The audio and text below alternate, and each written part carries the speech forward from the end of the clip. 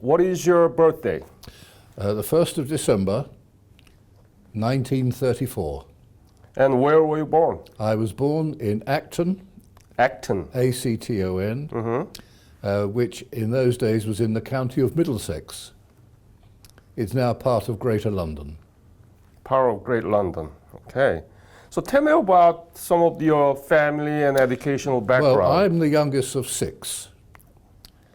My parents were married in 1922, and my mother was from Ireland, and my father's mother was from Ireland. We are a Christian family of a Catholic faith. Ah. Now, as a result, sadly, before I was born, a brother of mine died in an epidemic, and I never had the chance to see him. So 5 of us came to adulthood. And when I started, first of all, to be aware of living effectively, quite dramatic circumstances, being born in 1934, of course, when I became more aware of family, although not much at that stage, the Second World War broke out in 1939. And at the tender age of 4 and 9 months, and the anniversary of which was yesterday, the 1st of September 1939, 3 brothers and I were evacuated from London. We were evacuated down to the county of Dorset in the south coast, and there we were given to a family, 2 families. 2 of my brothers were twins, and the twins and I were in one family, and my eldest brother was in another family in another town. That was a period where I really started to remember. It was dramatic. At that age, to be taken from your parents into a foreign territory, effectively, with people we didn't know. What do you mean foreign territory? Well, foreign territory is an expression, an English expression of being out of London. Okay. But the whole... I like that. Where's the rest of the world? But so we went down there, called trains, and we had our teachers with us, and they had a temporary school for us. My father was a local councillor in the local borough, and he managed to get me to school before my actual age would have allowed, in order to go on the evacuation.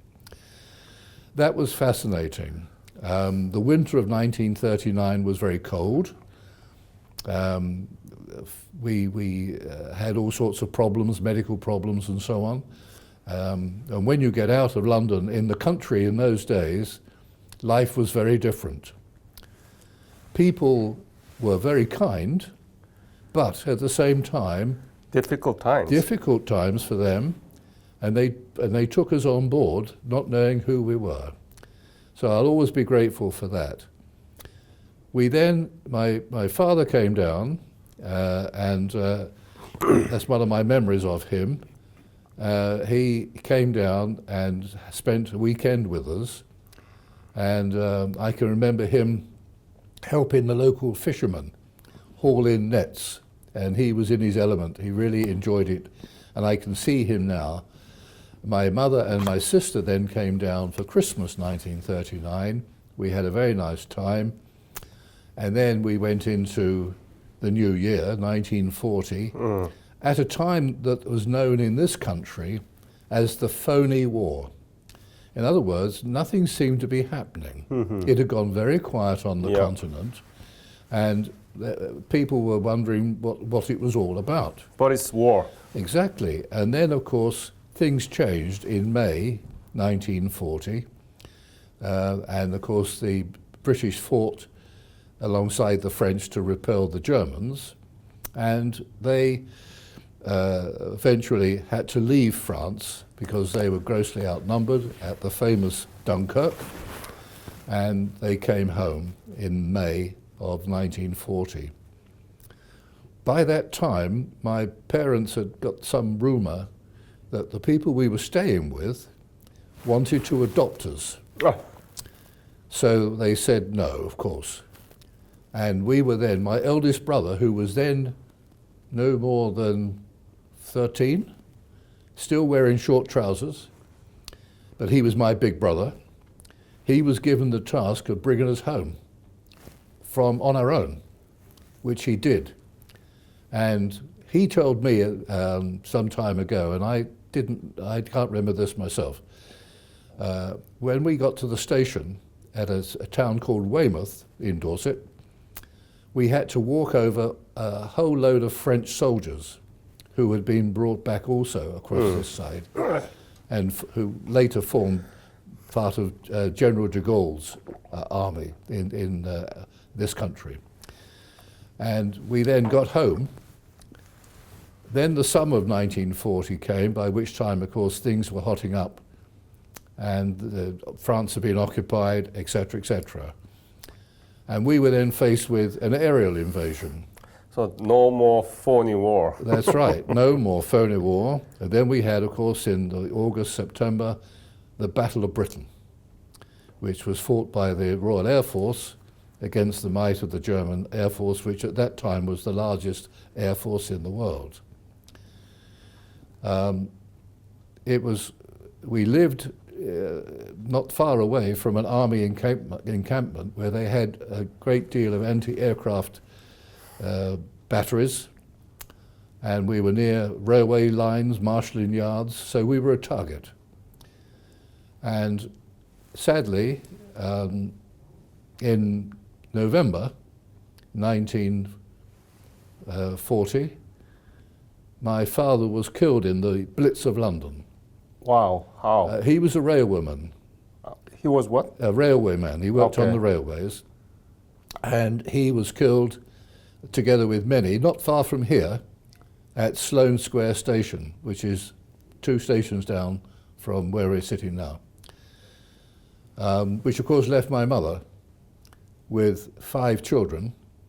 There was my sister being the eldest of the family, the only girl, 4 boys and a girl, all under the age of 16. She in turn had to run a home without any money. She had to work, fit all this in, and as a result, and she was one of many in those days. They were very, very desperate times.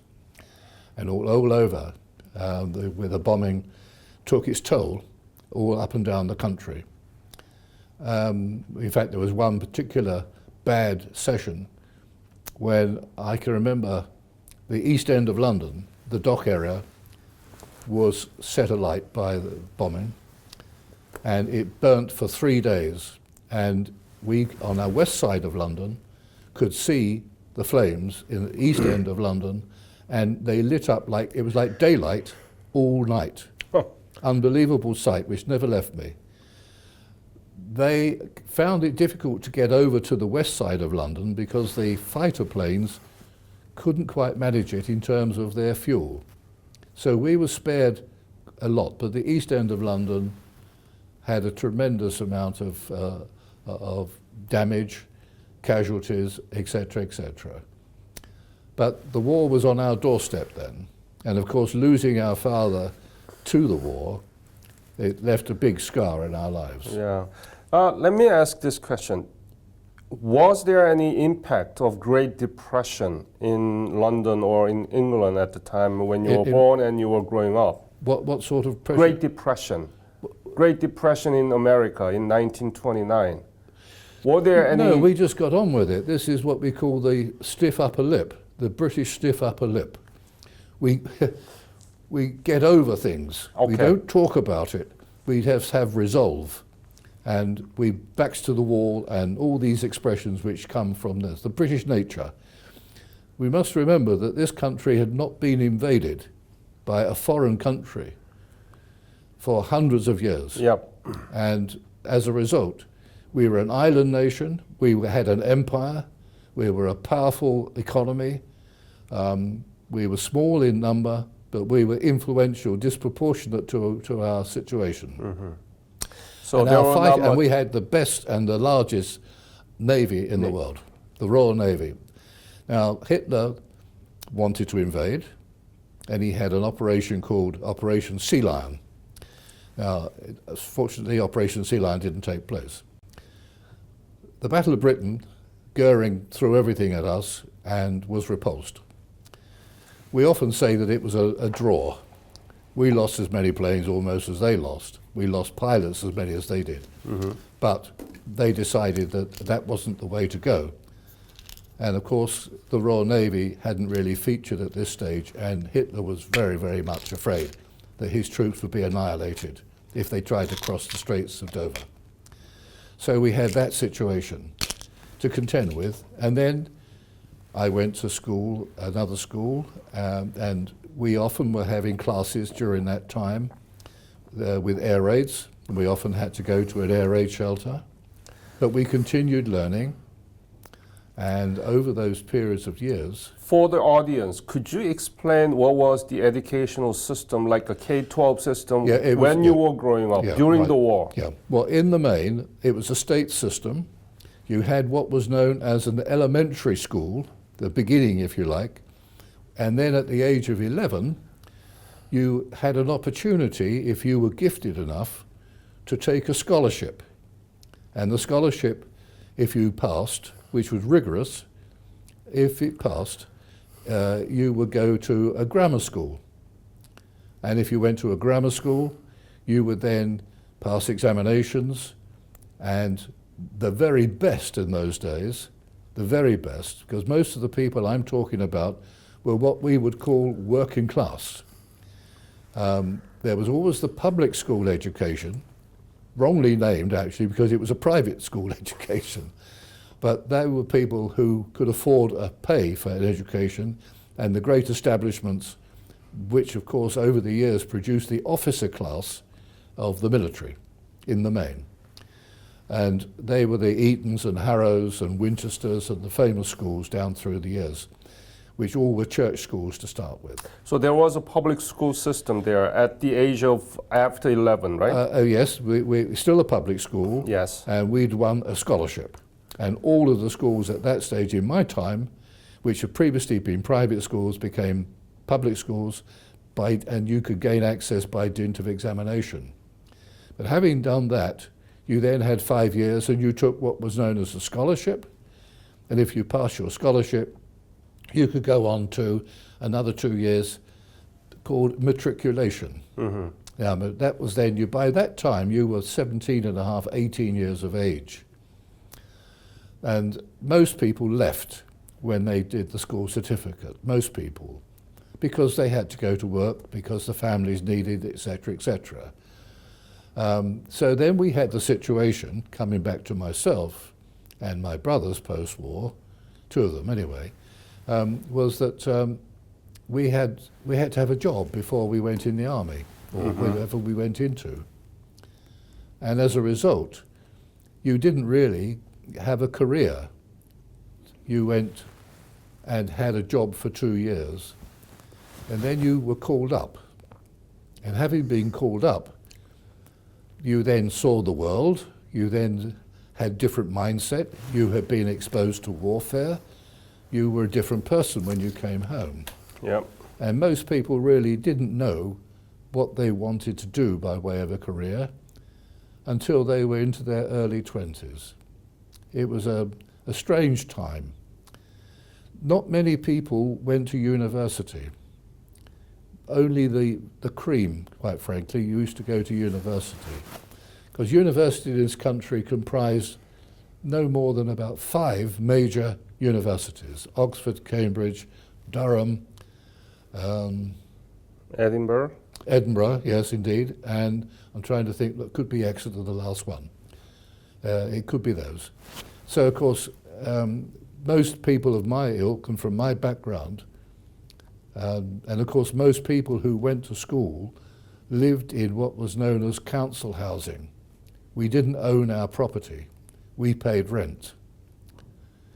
The people who went to university in the main were people who came from property owning and could afford the fees.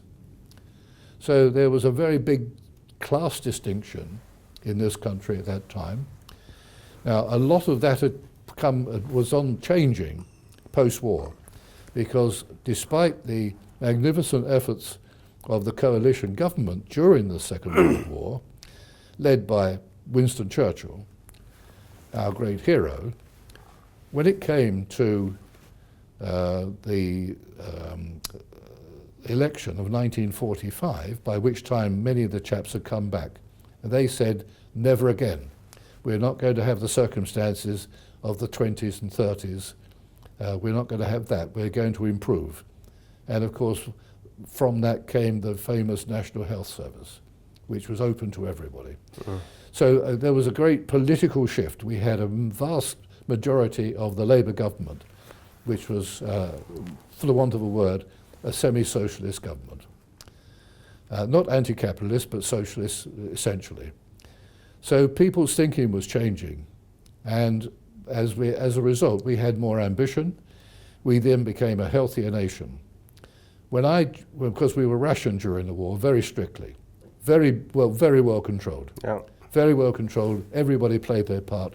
You might have heard the joke about the Englishman who saw somebody standing still and stood behind him to form a queue. To form what? A queue. So that was a big joke, because the British were great at queuing. We queued for everything. Often we joined queues and didn't know what we were queuing for, just hopeful there might be an orange or something at the end of it. Good citizenship. So, it was, we had that sort of laconic view of life as a nation. We tend to see it in a humorous way, in the greatest of adversity. That's been our great strength. We see a joke in most things. And of course, when I joined up, when my turn came, now just a bit of family background, my sister served during the war in the women's section of the RAF. My eldest brother was in an elite regiment called the Grenadier Guards, who were the first of foot, the ones who wear the busbies down at Buckingham Palace. They're the elite soldiers. My twin brothers, one was in the Royal Navy, and his twin was in the Royal Marines. And I served in the Army. So my family. But what is your educational background? Where did you go? Where did you go up to? I got up to the age of 16. 16. That was when my formal education finished. Okay. And did you learn anything about Korea at the time in your school? A very interesting question. I've been asked this many a time. We were taught. My favorite subject was geography, and I can honestly say I was a bit better than most. But when we were posted to Korea at the time of the war, nobody knew where it was. Right. Now, when we used to have great slabs of the geography, the atlas, etc., was always in red, which was the British Empire. There are other colours on those maps. Korea was just part of Japan. And that was the situation that, excuse me. So there was 1930s and 40s. They never talked about it. We never discerned between them. Japan, of course, in our minds was the enemy. We didn't have a notion of a separate country. We didn't have a notion of its history. We didn't have any idea at all, quite frankly. And it was never referred to as Korea. It was just, it might have said the Korean Peninsula, but it would not have said Korea. It would just been from Japan into Manchuria and you in the middle. And that was the sort of upbringing. So it became, where is this place?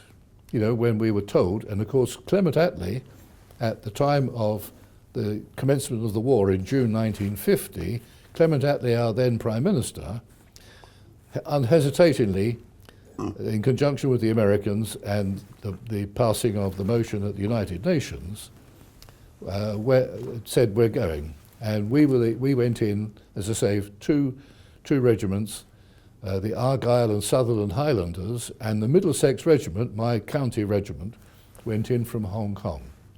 So tell me about, what was your, but before, were you conscripted? I was conscripted. When?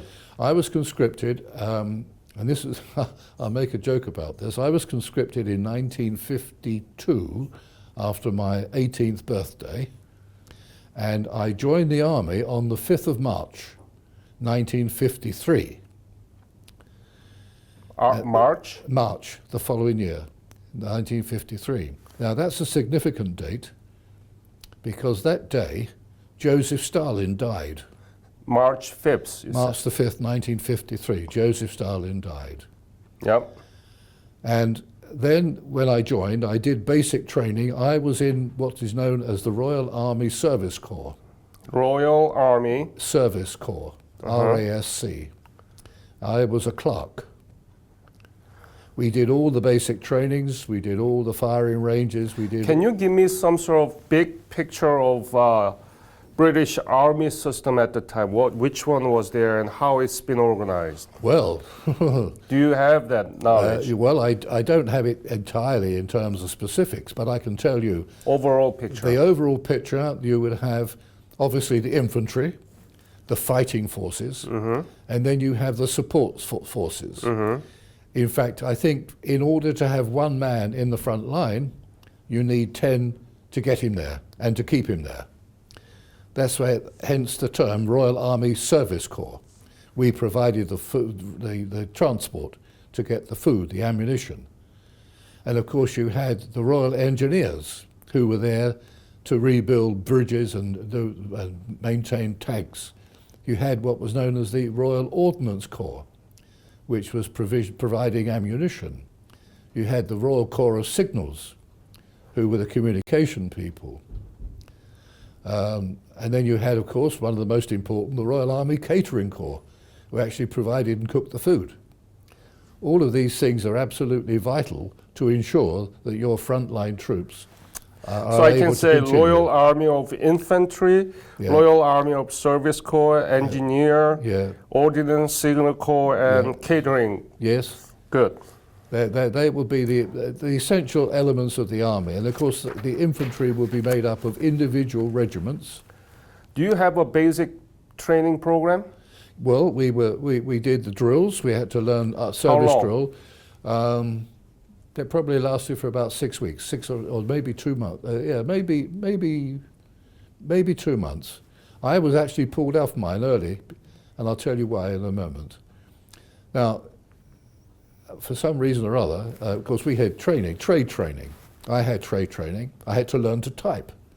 I had to write all sorts of things and keep records and so on. And then, of course, we had, in 1953, we had the coronation of Queen Elizabeth II in May 1953.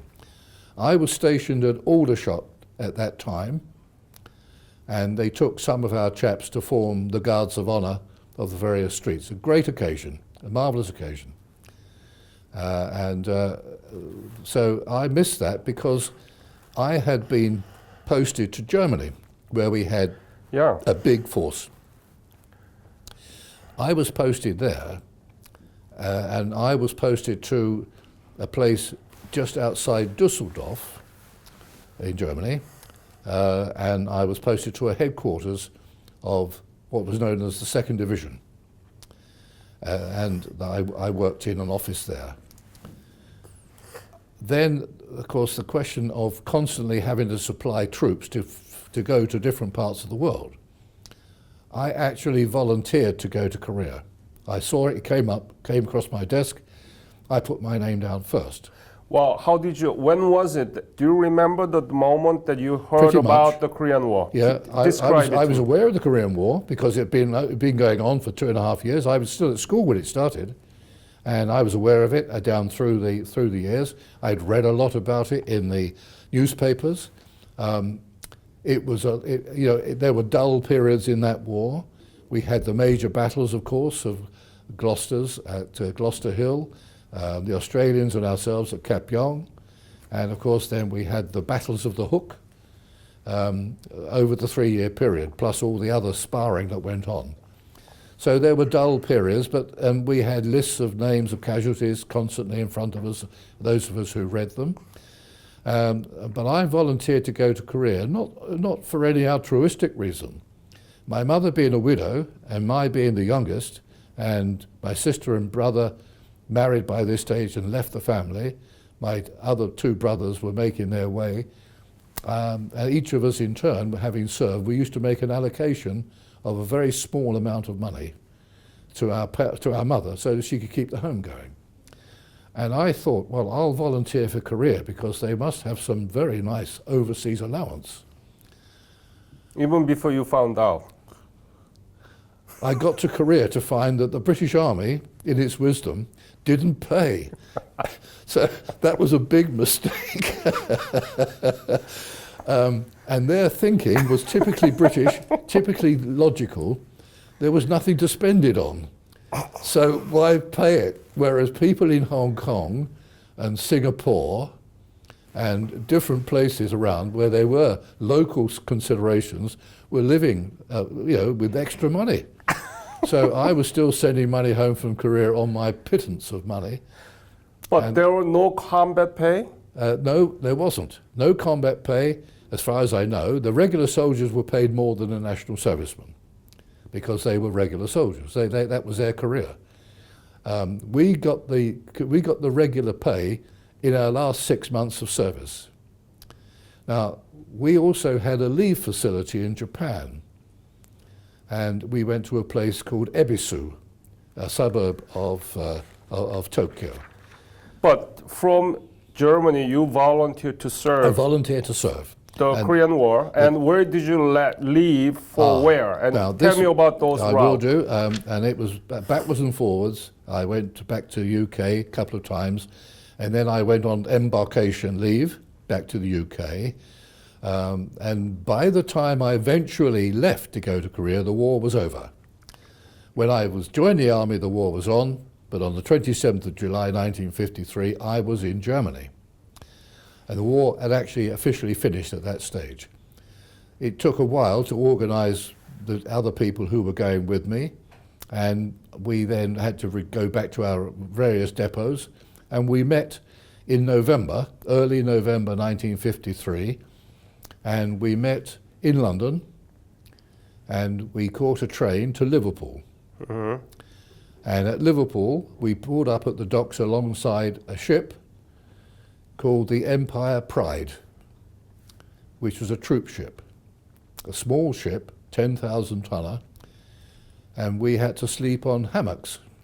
10,000? 10,000 tons. And we had a full load of people on there. We had an artillery, of course there were the artillery as well. You must put the artillery down as part of the major feature of the makeup of the army. And as a consequence, I couldn't sleep in a hammock, they were too small for me. So I slept on the floor all the way. It took us 6 weeks to get to Korea. Did you go to Korea directly from Liverpool? We went and aimed for Korea, but we stopped at Port Said in Egypt, where we had a big force. We didn't get off at Port Said, we stayed on board, negotiated the Suez Canal. We did get off for a visit at Aden, in what's now Yemen, which was the worst place I've ever been in my life. Why? It was barren and terribly hot. You were almost on the equator. Terribly, terribly hot. People walking around holding hands because they're really all blind. I couldn't believe that the mountains I could see were black. I just couldn't believe. There was absolutely a desperate place. Mm-hmm. Still is. Sadly going through a civil war now. We then got back on board the boat, and we set off for Colombo in what is now Sri Lanka, which was then called, what was it called? I've even forgotten. Sri Lanka's the current name anyway. Ceylon. It was called Ceylon. Yes, Ceylon. And we went to Colombo, and I have a very pleasant memory of actually smelling Colombo before we could see it. And the smell was of bananas. And when we got there, the whole dock was piled with bananas. So that was a very pleasant memory. And we had a lovely day there. And then we got back on board, and we went round through the Straits, and we went to Singapore. Another day there. And from Singapore, we then set off for Hong Kong, which was a 3-day stretch, And that was a very rough time because it was the tail end of a typhoon. And we were thrown about quite dramatically. By which time, of course, it didn't really matter to us because we'd got our sea legs. We'd been on the boat for a long time. And then from Hong Kong, we went to Busan. When was it? That was in December. It was 6 weeks from start to finish, the journey. 6 weeks. It's a slow boat to China, as they used to say. And then when I got off the boat in Busan, I was then told to get back on the boat. And I was then taken over to Kure in Japan. Now, that was the base camp for the British forces in Korea. And then I was attached to a unit there called the 1st Independent Field Records. First? Independent Field Records. What is that? Now, that was where we kept a record of everybody in the British forces who was in Korea at any moment in time. We were responsible for recording everything to do with illness, deaths, etc., etc. So we were a records office, and we would then send that information back to the UK, to offices here that looked after individual regiments and corps. So I spent the bulk of my time, if not most of the time, in Kure in Japan. Could you spell that? City name? K-U-R-E. K-U-R-E. It's where they built the first supertanker. Q-U... K-U-R-E. E. Yeah. Okay. Kure, Yeah. which is about 20 miles outside of Hiroshima. Oh, I see. And that was a very, very nice posting. I was extremely fortunate in my time in the Korean theatre, because we're all part of the same theatre. I didn't have the privation of the boys who were actually on the peninsula. We lived in barracks, which were former Japanese naval barracks, and we were very fortunate. So all round, I found it was a very lucky break on my part. So you'd never been in Korean theater? I'd been in there, but I'd just been on a couple of visits. I hadn't been posted actually to a unit in Korea itself. When was that? I was just chosen to go where I was sent. I didn't have any say in it at all. Somebody had to do it, as they say, so that was me. I obviously had some sort of I don't know whether it's a talent or what.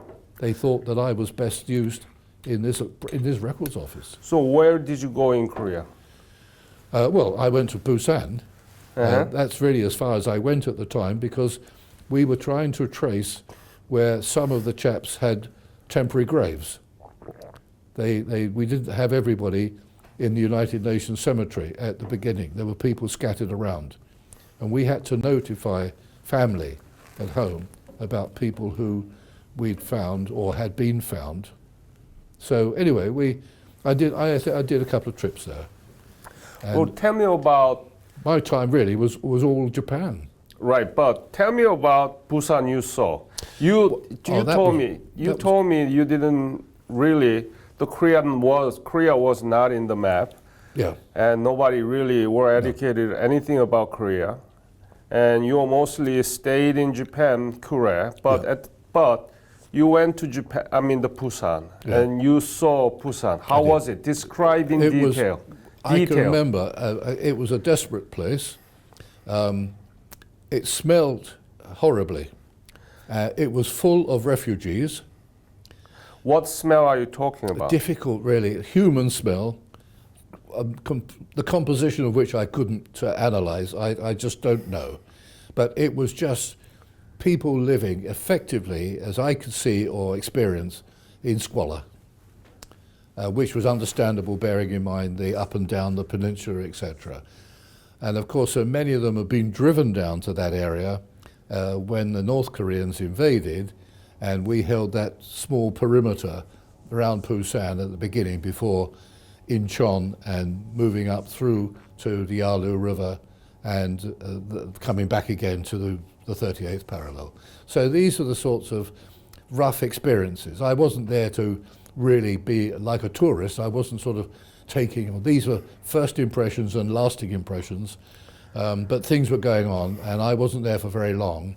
So I didn't have a sense of the country, the geography of the country I could see obviously, and all the hills and so on, I could see those. How was the city? Was it really destroyed or what happened? Well, not destroyed because it hadn't really been attacked. Right. But it was, well, the only expression I can think of is it was a shambles. Masses of people milling around, no sense of order, hadn't really, people, children were very, very desperate, looking for food, and our chaps were very, very upset by the plight of the children. And where possible, they tried to help. This was a natural reaction to youngsters. We'd been youngsters in the Second World War. We had a natural affinity with children. We had our own relatives, etc. And to see children in desperate straits, lost their families, just vagrants really. And many of the units took them in. And the Americans did the same, and the other people of the United Nations. So it was a source of pride, that situation. And of course, I'm jumping ahead of myself a little bit. The pride we have, having been there, and we went for a reason, is the fact that we weren't conquering. We were there to assist. We weren't on a mission we didn't have ulterior motives at all. We were just there to help a nation, a fledgling nation, in need, and we stemmed, we held the line and got back to the 38th parallel pretty much after 3 years. That situation is a source of pride. We lost 1,106 people, the second largest number of people in the 3 years, to the Americans, who I believe lost between 50 and 60,000. Others lost, of course, as well. And those things, and jumping ahead again, one of the great things which I've heard a series of ambassadors say in my presence, that series of Korean ambassadors say, that whilst they have achieved a great deal in terms of the economy and are now something like the 9th or 10th largest economy in the world from a standing start of nothing 60 years ago, whilst that's a source of pride, the greater pride is the fact that having been the recipients of aid, South Korea is now a donor. And that really struck home. When I heard that first time, I thought, well, that makes everything worthwhile. You give to receive, and as a result, unlike many others, people over the years, your people have in fact said thank you in the best possible way by trying to assist others equally in distress. The whole ethos of that. Now, in summary, and hopefully on the 12th of September, speaking with Martin, we will take you to the Korean Memorial on the embankment, of which I chaired the committee for that memorial. And it was a fabulous task. I was given it 3 years. I was given the proverbial blank piece of paper and told to go and get a memorial. Anyway, we achieved it. And of course, the great thing about it was it's the magnificent gift from Korea to this country. And at the base of that, which is a memorable, people have commented, and I've been to an award ceremony where it received an award because it's so nice and so well, I can only speak well of it. At the bottom, there is a inscription, and it says, "A distant obligation, honourably discharged." And I think, in summary, that justifies the whole purpose of why we were there. Could you repeat that again? Distant obligation. A distant obligation, via brackets United Nations, honourably discharged. Summary of 3 years of brutal war, with casualties huge on both sides. A sad situation that it ever happened. But what South Korea, for the want of an expression, has achieved in that time, made everything worthwhile as far as we, the veterans, if you like. I've talked endlessly with people about this sort of thing, and they all agree. So let me ask this question. The country you saw in 1950, almost 4, right? And the country, have you been back to Korea? I was about to say, I had the privilege this year of going to Korea in April on a return visit, which I'd always promised myself, because there is a scheme for British servicemen to go back assisted by the Korean government. Korea Revisit Program. Yeah, a revisit program, you know of it, MPVA.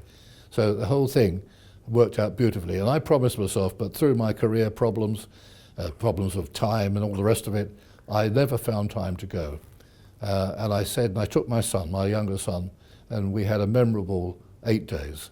And we were based in Seoul, and we saw Seoul obviously quite a lot. We went to Kapyong, and we went to a couple of military bases, and we also went by the bullet train down to Busan. And we visited the cemetery there. I've got a photograph I can show you. And one of the things which I wanted to do, BKVA, as I mentioned at the beginning, packed up 2 years ago, officially. There are still something like 35 to 40 branches functioning, but obviously reducing in number because of the age of people. We still have roughly 1,000 people who look to Alan Guy, myself, and our lady friend Charlotte O'Kane, who organises and has been organising the return visits for a while now. Her husband was captured at the Gloucester Valley and was in POW camp and suffered quite a lot. He's now died, sadly. But the three of us are loosely linking, whereas previously we had a very strong organisation. I was the project officer for the British Korean Veterans Association. I was on the national executive. And it worked very well and had a high reputation for organisation. Now, all of that had to stop at some stage because we couldn't get people to take the jobs. We're all getting very old, and we didn't want to go out in disarray. But we've still retained the interest, and we've got it now on a loose arrangement. And we're still functioning, and the Korean embassy is very keen that we can, as long as we can. So this is all very positive. And we also, of course, got the bursary fund. You know about the Samsung Bursary Fund. This was a sum of money that Samsung gave to the British Korean Veterans Association, £500,000 in all, to foster relations between Korea and this country of postgraduates who would go for a 2-year period, £15,000 a year, which is one of the best going. Some of them have actually stayed in Korea, some have married in Korea, others come back and talk magnificently about their experiences there. And of course, it's very keen now. The ambassador and I had a long conversation the other day. He wasn't overly aware of it too much, and I told him, and of course, from a political point of view, it's marvellous to have these very talented young people having experience of a lifetime for future. They're marketing people, quite frankly, when it comes to it, in summary. They are the future, and we also have the British Korean Society, chairman of whom is a chap called Warwick Morris, who is a former British ambassador to Korea.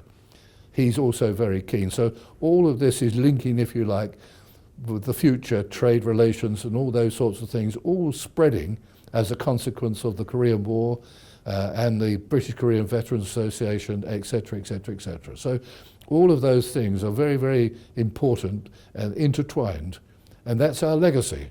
That's how we would see the situation from our experiences as young men and through the hospitality of the Korean people over the years, and also for our children in terms of being able to take up this scholarship. All of that leaves us with a good heart. Tell me about Busan when you saw this April This time in Busan, 2017. I couldn't recognize it. It is Neon City. I just could not recognize anywhere where I was. It was incredible. We came in by the boat, we tied up alongside a couple of British destroyers, and I could see, everything was level. Now, everything is high-rise, as I say, neon lit, buzzing, thriving, the whole thing, and it was marvelous. My problem is there are too much of those. Oh. It's too crowded, too congested. Seoul. 10, So- 11 million. You told me you are grown up in the Christian background. That's right, yes. Do you read Bible? Well, the Bible is part of it, obviously. But as a Catholic, that's where my education came from. I was educated in Catholic schools. The Busan you saw in 1954 and Busan you saw 2017. Well, I didn't see much of Busan in 1954 coming out, or 55, January 55 I came out, just after 54, because it was dark when we got there, and we only stopped to pick up the rest of the people coming home. They told me all sorts of stories. I saw evidence of the privation that they had to put up with. Some of the young chaps, their hands were ruined. Some of my fellas, they were mechanics and people, and of course, they're changing wheels and keeping vehicles on the road. Their hands have become, in fact, one chap I knew had frostbite, and he's not recovered from it. He's still got it. So these were young men who suddenly looked to me quite old. In a short period of time, we'd all grown up with our various experiences, but some worse than others. And of course, the fighting chaps had it worst of all. If you look at the John chapter 1, I think verse 46, Jesus began to pick up his disciples and met Peter and Andre That's right, yeah. and so on. Yeah. And then Philip was picked up by Jesus. Right. And Philip introduced Jesus to his friend Nathanael, Right. who was under the fig tree meditating. And Philip said to him that there is a Rabbi Jesus from Nazareth. And do you know what Nathanael replied back to Philip? No, I can't. What good can come out of Nazareth? What good can come out of Nazareth? Because Nazareth was northern Israel. Yeah. To the Orthodox Jews, it's a barren, Gentile, Indeed. bad Indeed. area. Yeah. And out of Nazareth, Jesus Christ came out of it. The Busan you saw in 1954 and the Busan that you saw 2017. Well, I can tell you, coming in on that one, what staggered me, in Seoul mainly, was the number of crosses I saw on buildings. Everywhere we went, there seemed to be some sort of a church. I was not unaware, because I was aware of Catholic missionaries over the years, and the Columban Fathers in particular. I also knew about the Korean martyrs of the 19th century. So, I had a bit of a background. Being a Catholic, of course, by the very nature, by the very term, we think internationally. So, the Catholic Church is the largest Christian body, represents 2/3 of Christianity. So, it's always been a feature of my life. So, as a family, we were brought up, obviously heavily influenced by our Irish background. So these are sorts of where you come from. And I can remember reading a quotation once, which I've often in turn used with people who sort of try to rubbish the past. It says along the lines of, if you don't know from whence you've come, you will have no idea where you're going. And philosophically, that stayed with me most of my life. So you draw on the past in order to go forward. Exactly. And when you saw, and when you were discharged from the army, when you left Japan, had you imagined that Korea would come like this today? Nothing like it at all. I hadn't got a clue. At the time, I must admit, my main aim was to get home. that was dominant in my thinking. Exactly. But I cherished the experience of being there. I cherished the notion of, and of course over the years I've monitored in my own way the progress of the country, the achievement of the country.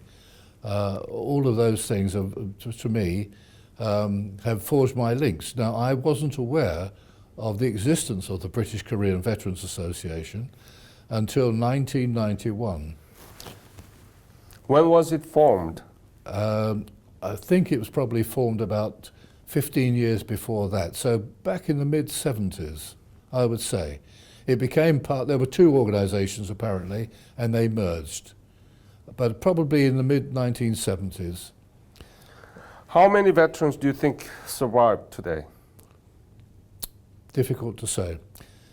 As I say, 80,000 served. To be a veteran, a true veteran, you've got to be in your 80s.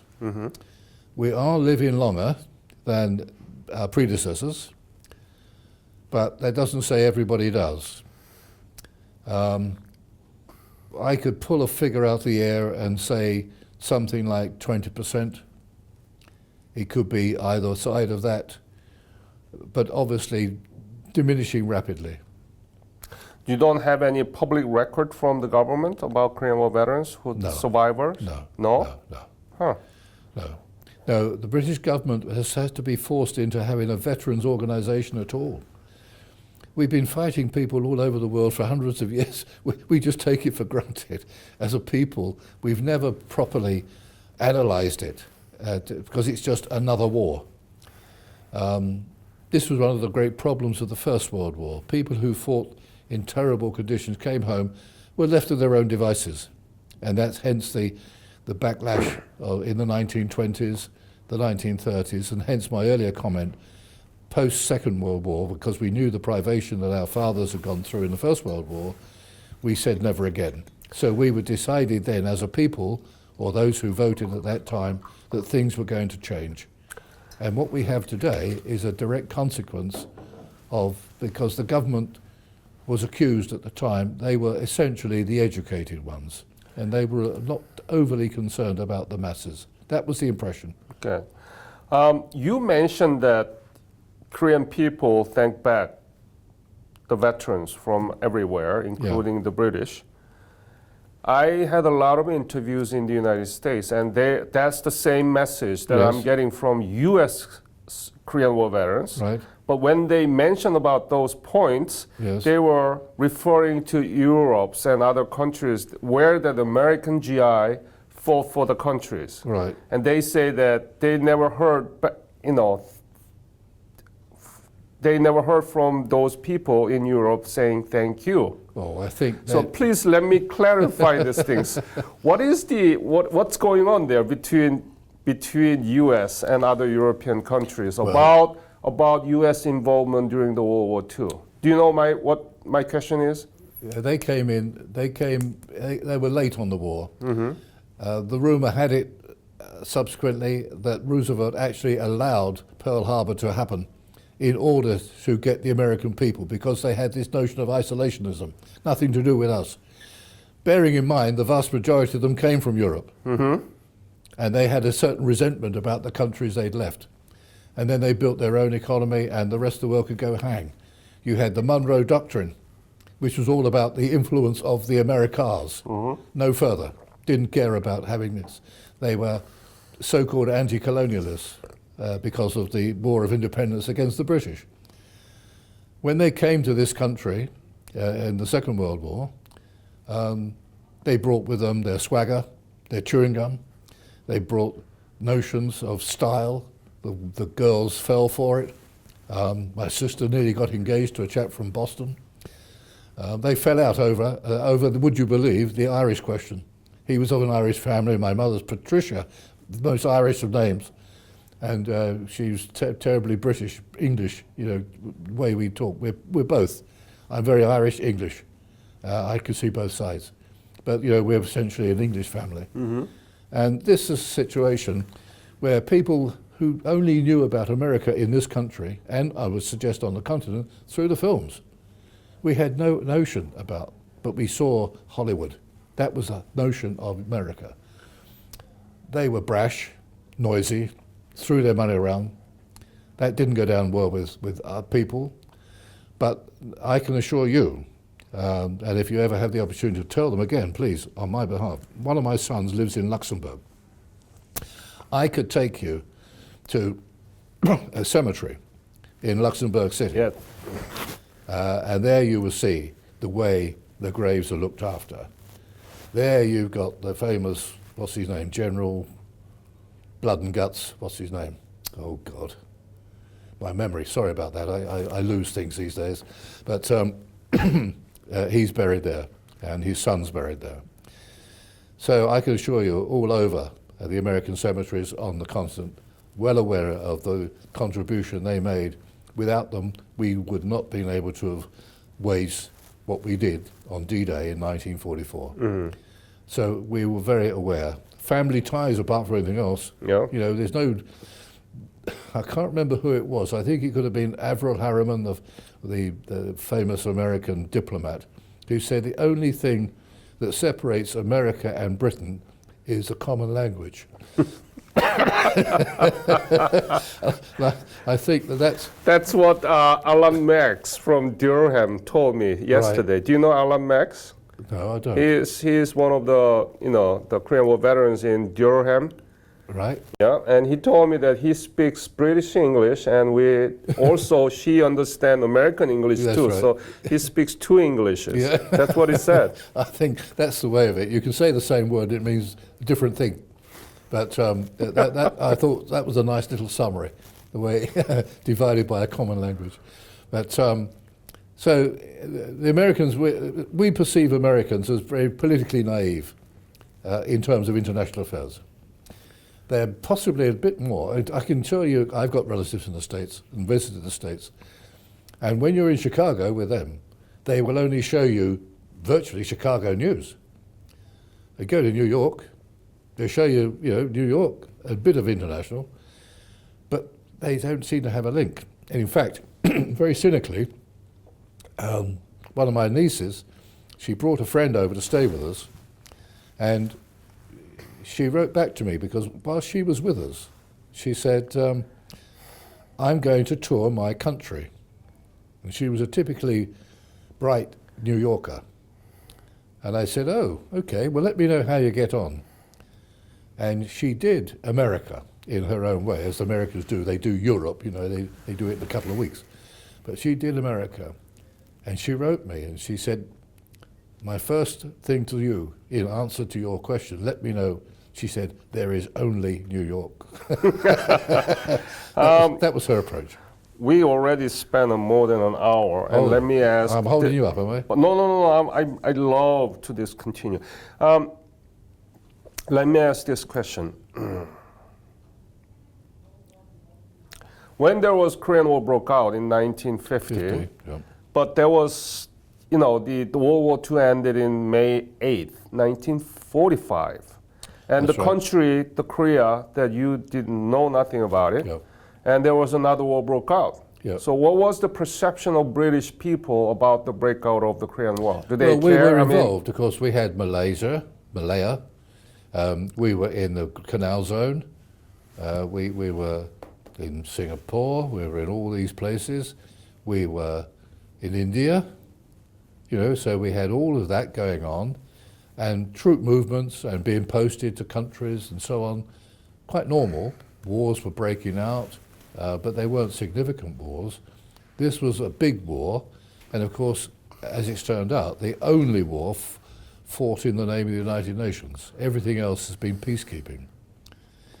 That situation was, because it was only 5 years after the end of the Second World War, we were not surprised, because the pressures were coming in from China with Mao Zedong, all of that going on, and we knew about that. We'd had our own incident in the Yangtze River with the Amethyst. So we were mindful, and being an internationally minded people, we had international information, and we knew about things. We knew about what was going on, and that gave us an insight. Then, of course, the government committed us, and we naturally went to war. And that was how it was. People were used to war. We were not surprised by it. The distance going to find it was a bit much. That was the furthest I think we'd ever had to go. But having said that, I don't remember anybody saying we shouldn't go. Attlee, who was had a military background in the First World War, Major Attlee as he was known, lovely, lovely chap, and he committed us unreservedly.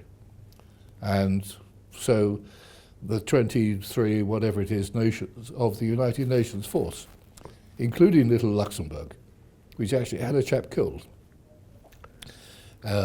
People subscribed, true international flavour, to stem what was building up as a perception of the takeover of the Pacific Rim through communism. So there had to be something done about that. Mm-hmm. And of course you then had the Russians right up to Berlin and the formation subsequently of Eastern Europe, those sorts of things. So all round, we were not surprised by the war. We didn't want it particularly. And the thing that really is galling to us in this country is that nobody knows about it. We call it the Forgotten War. There was a precedent for that in the Second World War in Burma. There was what was known as the 14th Army, the British 14th Army. They were known as the Forgotten Army. Everybody talked about Africa, Italy, D-Day, but people fighting in Southeast Asia, we didn't have television in those days, didn't have those sorts of means of communication. It was a long way away. We couldn't relate to it. Those were the sorts of feelings. But when the chaps came home, we knew what they had done, and of course the fight with the Japanese was significant. Mm-hmm. It was 1883, first, formally the two country, Right. the England and Joseon dynasty actually signed the Right. treaty. Right, And after that, it was just under the Japanese colonial That's right. control. right. Now, the UK and Republic of Korea has a very good relationship. That is the legacy to me, Sure. and the country that transformed itself from ashes to the doning country, the donors. And British Air Force just joined us, US and Korea, over the Korean Peninsula about North Korea's provocations. Right. What do you think about this? What is the relationship do you see as a Korean War veteran between Great Britain and the and Republic of Korea? Well, and what is the legacy of this? And what do you think about the? It's by 2020 it will be 70th anniversary of the breakout of the Korean War. Indeed. And there is no precedence that That's right. lasted more than 70 years after official ceasefire. In any war, in your knowledge, in 20th century. We're aware of that particular date, and if we survive the period, we will feature in it. We've already started to talk about how this is going to be acknowledged. We're going to ram it down their throats in this country. The government and the MOD have got to really do something to make sure that this is the last hurrah. This is what it's got to be. So all round, I'm pretty certain that would be well recognised. People are beginning to ask, apart from anything else, just incidentally, I drive a Kia car. So they're increasingly being popular, so people are aware. But the most ridiculous thing I've found in this country, literally as a result of my people saying, I hear you're going to Korea, and I say yes. First, some of them say why, because they don't know who I am really. Others say, what, north? I said, who the hell would want to go north? Why they think north? Because north is now in their minds. They don't know the origin of the country because it is 60 years ago since. These sorts of things. The new generation couldn't tell you much in this country about the Second World War. They couldn't tell you probably who the Prime Minister was in the Second World War. So this is a generational thing. They don't even know the Churchill was there. Oh, a great hero. Even though he was a great hero, they wouldn't know about him significantly because the educational system in this country has changed so much. So I'm the last, if you like. We often say, as you said earlier, the golden era. Tell me about British world history coverage of the Korean War. Is there any coverage about the Korean War? I don't know about it. There's not much filming. Not much filming. In the history textbook I'm talking about. No, I wouldn't say that they features at all. Not at all. I can't say that I've ever seen any reference to it.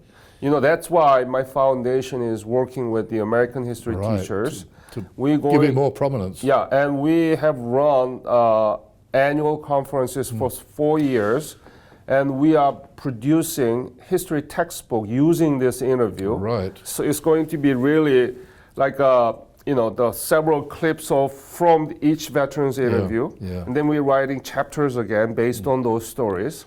So that's what we are doing, and I'm trying to build a relationship with the British counterpart, and that's where the Martin Bissiker is coming in with the Legacy Foundation. Right. But I want to also invite the history teachers from UK when my foundation bringing 30 teachers to Korea. This Right. year we brought them to Korea for 7 days, Right. and we covered everything except half of the international airfare. Yeah.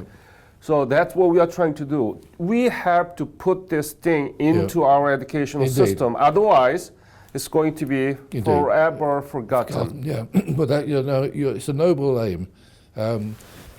Back to an earlier point as well, I think it would be very useful for you to make some sort of contact with the British Korean Society, headed by a former ambassador. This What's chap, his name? Korean? Warwick Morris. Warwick Morris, yeah, British. British. Oh, the British ambassador to the Korea. And he's a very, very keen and very, very talented man. He's retired from the diplomatic corps now. This is his full-time Am I going to occupation. meet with him? I can't say, I can't speak for him at all. This is coming off the top of my head now. But the way you're talking, the way you're seeking to establish this, and of course, there's back to the bursary situation. All of these things are about getting the future. Now, the bursary was previously run essentially by the Royal British Legion and ourselves, the British Korean veterans. I became the chairman of that committee. I've now given that up because it is now becoming more of an academic bursary.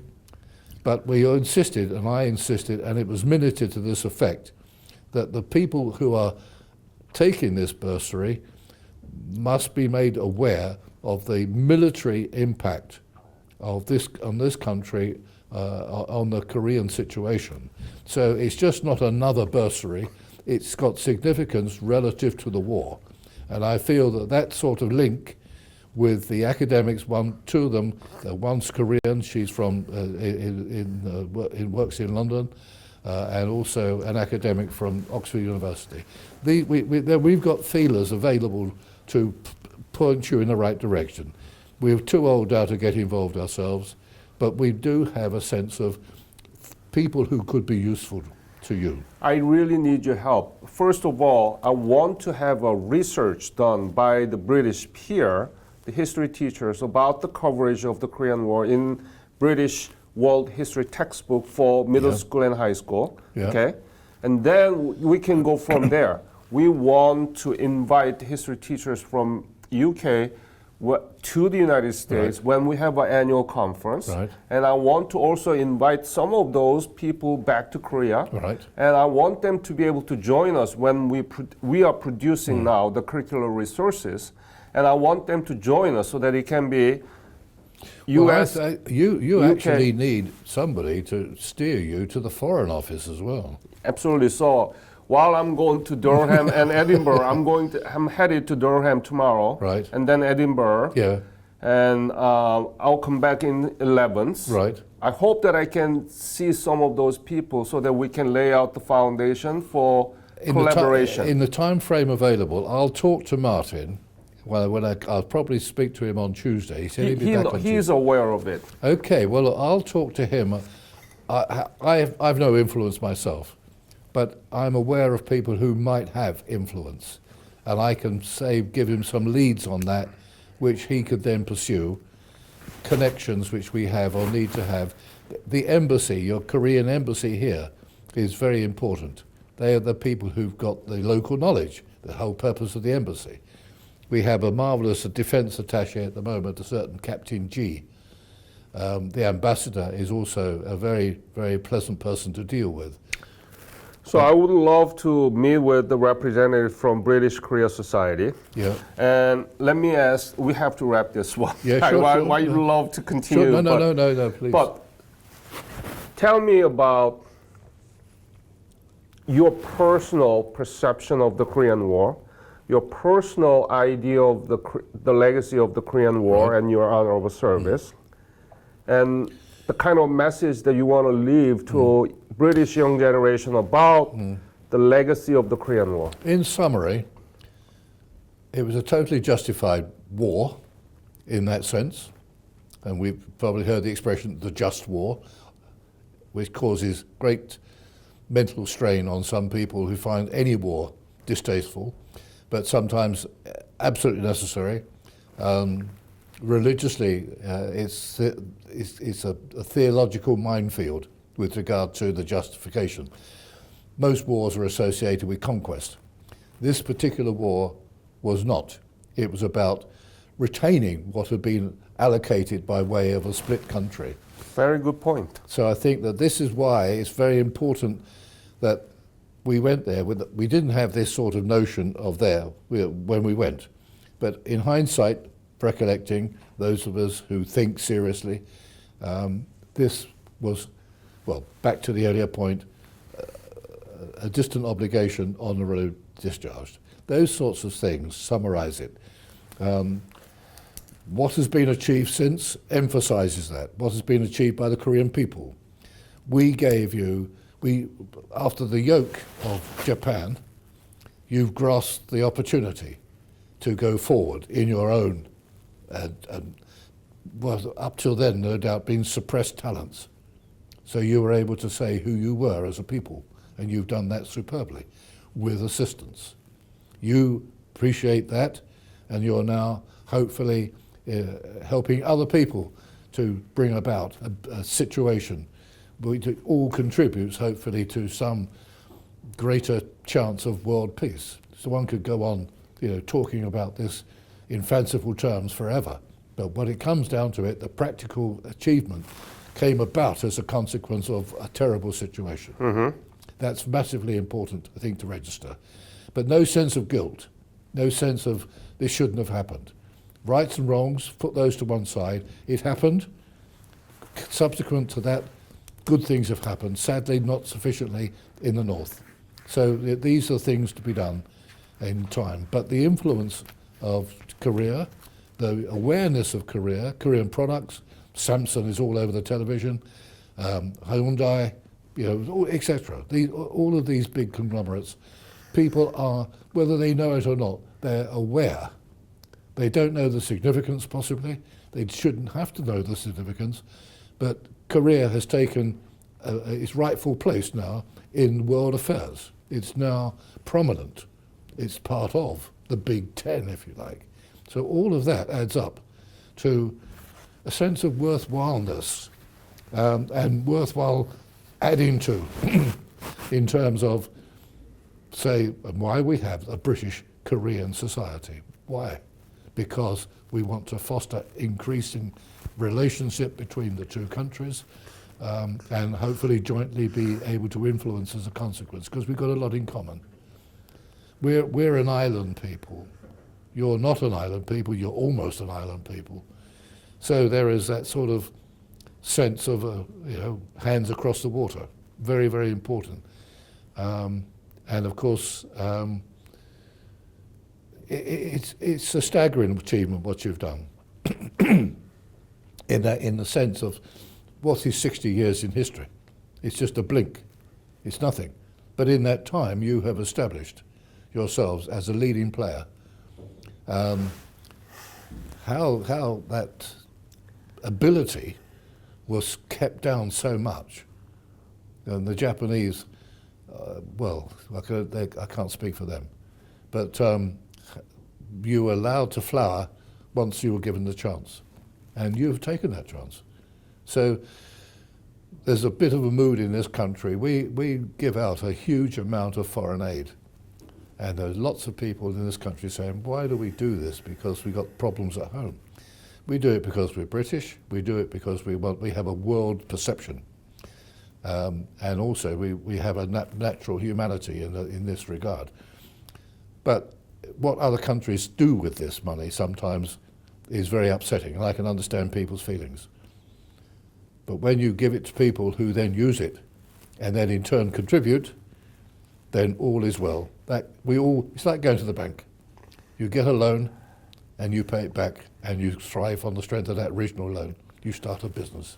You just neatly wrap up the legacy, tremendous legacy of the Korean War, but unfortunately, which has been mostly forgotten in our educational system. So I am so honored to have this interview, and it's going to be analyzed by the American history teachers. Right. And I hope the British will join that process so that we can produce curricular resources and keeping your legacy and of the Korean War, and so that we can learn from the history. That's why we are trying to do this, okay? Sure. And I hope that we can build this relationship with you and other British Korean War veterans. Yeah, as long as we can. Anno Domini is a problem. You can't beat age. Frailties come in very quickly. I've lost no end of people, friends of mine, very quickly. That's why you have to do this one right now. Exactly. We're the last able people. Yes. You see, we had the Normandy people who have now packed up. They were the last ones to talk about what it was like to hit the beaches in the Second World War. People in North Africa, Italy, and so on during the Second World War, and the Americans in the Pacific. You know, it's all very, very difficult. And of course, your mind plays tricks with you. So these things are very important to commit. Because one of the things I did when I used to be on duty at night, I used to read war diaries. And war diaries which were only a couple of years old, of British regiments actually writing whilst they were in the battle. And of course, didn't have computers, none of that, it all had to be handwritten.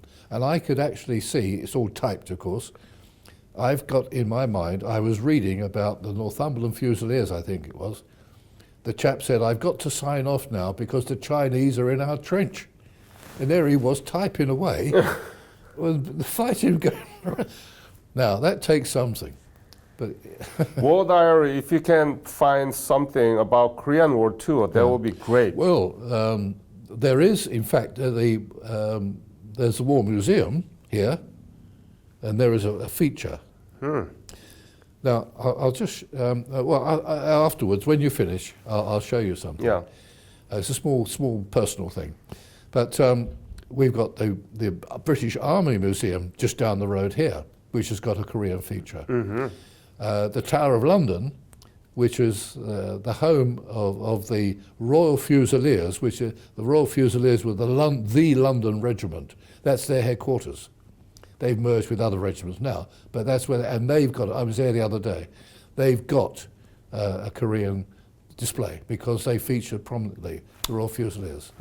So these are the sorts of, there are pockets, if you like, of information. So when you go up to Durham, of course the Durham Light Infantry, they fought very hard. You'll meet Alan Maggs and so on, and then you go into Scotland where of course they featured. So you know, in fact we've got a VC down the road here in the Chelsea Hospital, Bill Speakman. Bill Speakman was a Victoria Cross holder. He's the only one still alive. Famous man. I want to visit. I want to visit. You want to visit? Well, have a word with Martin, and he'll fix it. Thank you for this interview, sharing your story with me. It's been a privilege. And it's a great pleasure to know of you. Thank you, sir. My pleasure.